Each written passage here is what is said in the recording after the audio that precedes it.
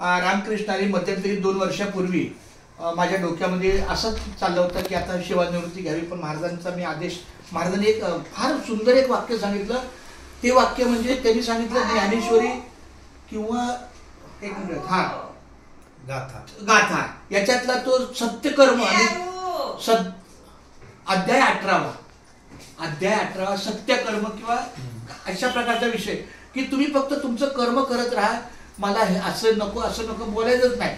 ते मी मनात ठेवलं आणि मग सरळ मी आपल्या आजुलीला राहायला गेलो आणि तिथून मग आपलं नोकरी चालू ठेवायची.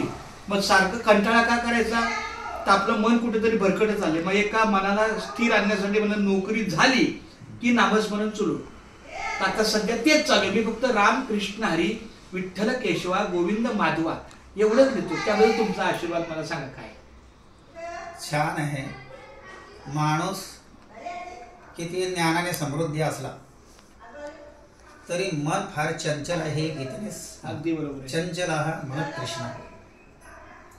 अर्जुन भगवंताला सांगतात माझं मन चंचल आहे.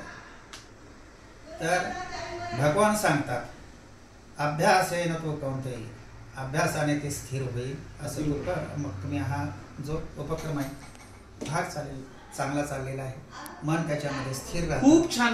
मन इंद्रियांचा राजा सर्व भावे. दुसरा विषयच नाही माझा, म्हणजे विषय तो माझा झाला नाही. आणि दुसरी गोष्ट रामकृष्ण हरी विठ्ठल केशवा मंत्र हा जपावा सर्व काळ. पण त्याच्यामध्ये फक्त मी 2 शब्द जोडले, केशवा आणि माधवा.